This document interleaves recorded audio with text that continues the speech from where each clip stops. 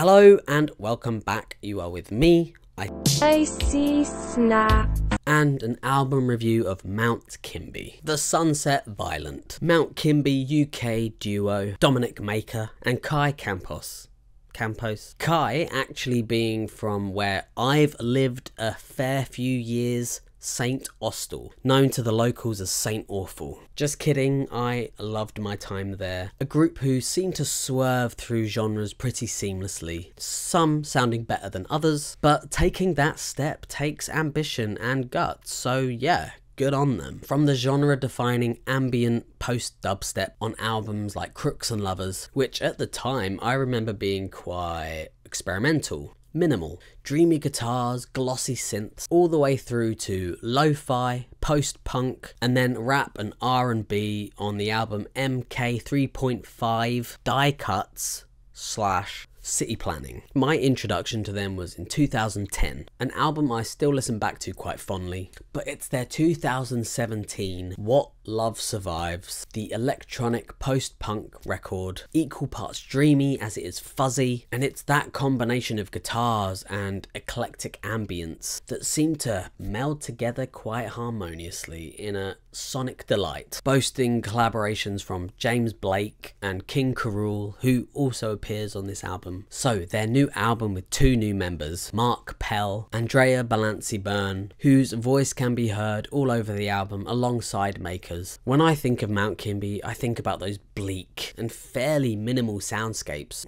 stretched out to make them feel more complicated and huge than they usually are. This time, in vain stylistically as the previous album, What Love Survives, feels fairly pulled back. Still moody, but not quite hitting the mark. The group as a whole feel equally tight, but often peel away to feel somewhat disjointed. Moments of joyous come from the opening track, the trail, fuzzy guitars, super tight drum. I'm a bit obsessed with like the snare. Feels so unassuming, but completely elevates the sound to like another level. It's weird when you find little things like that you love. Sitting underneath vocal harmonies from Balancy-Byrne with like a matching Vox synth. Something evident on this album is Balancy-Byrne's vocals. Melancholic, nonchalant, but full of feeling. I really don't think I would like this album as much if they weren't on it. There's moments where her voice just overshadows Makers. For example, on Dumb Guitar, especially in the last minute or so, when the grainy guitars make way for these sort of soothing synthy stabs, these vocal harmonies and Balancy-Byrne's voice just sort of take over. Or on Shipwreck, a sort of synthy pop, Joy Division-esque song, and then sometimes Maker's voice really hits that emotional chord with songs like Fishbrain, which sees Maker's voice shine through pretty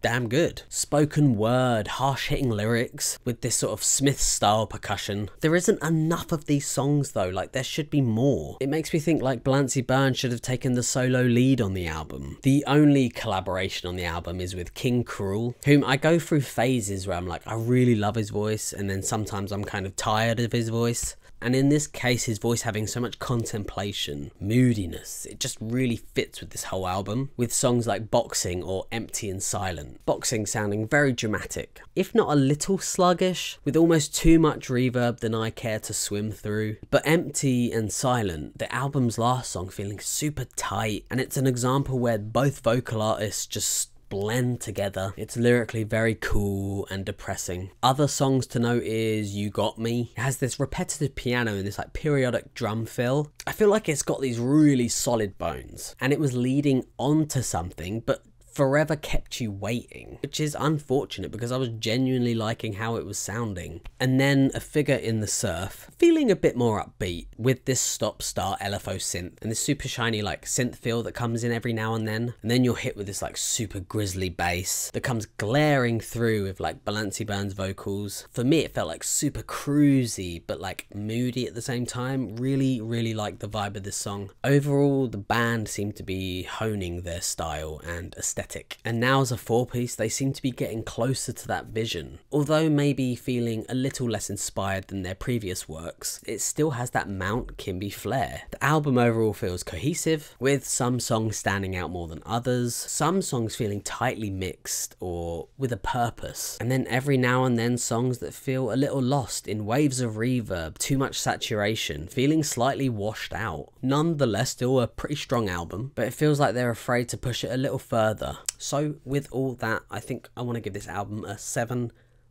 out of 10. Thank you so much for watching. Hope you enjoyed it. Let me know below. Hopefully catch you on the next one.